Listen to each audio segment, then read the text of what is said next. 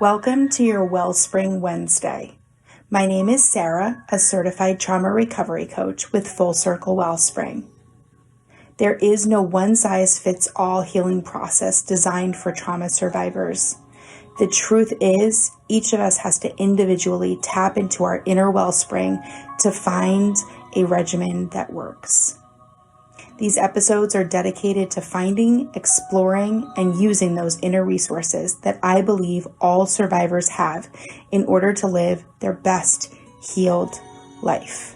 Let's get started.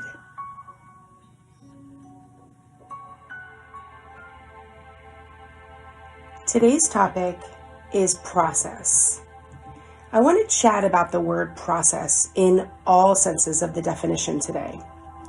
Trauma recovery starts with a lot of processing, as in the sense of, quote, sorting through the trauma that you've endured, whether that means thinking on it, talking about it, facing your emotions about it, finding professional help to cope through what you uncover, etc., etc. This fire starter of processing can be a lengthy ordeal. It takes patience with yourself as you move through the truth of your abuse or trauma. But eventually you will be at a place of some sort of acceptance where real healing can begin. You can also process through your trauma, as in to, quote, refine or rectify. You can't do it as easily as you can distill water or decontaminate hazardous areas, though.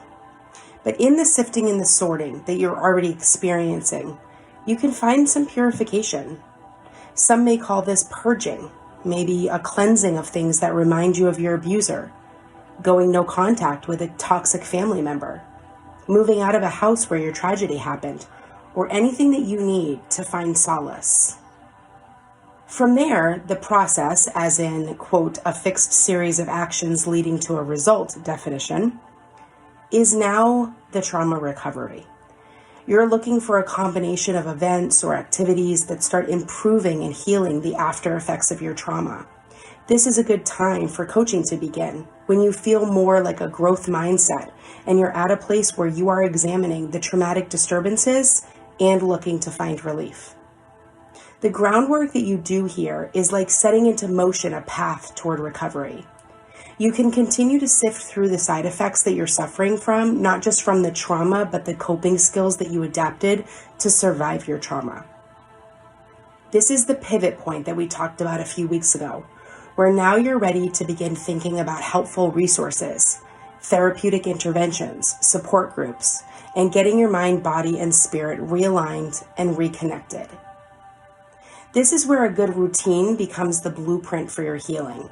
This may mean trying medications for the psychological struggles, which can be a difficult road to travel to find the right one and the right dose.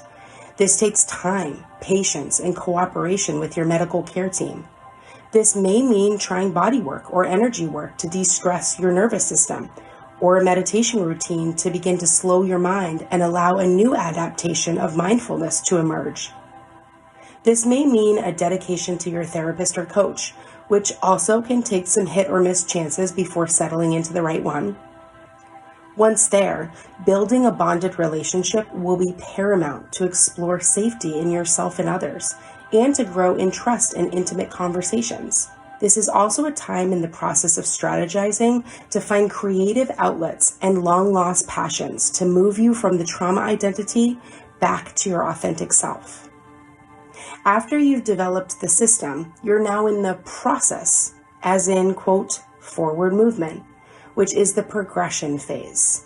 This is where the headway you made begins to reap benefits of healthy life functioning, a solid mind, body, and soul connection, peace, good relationships, improved sleep and physical health, replacing trauma lies with beautiful new affirmations, and supplanting harmful coping mechanisms with new safe ones.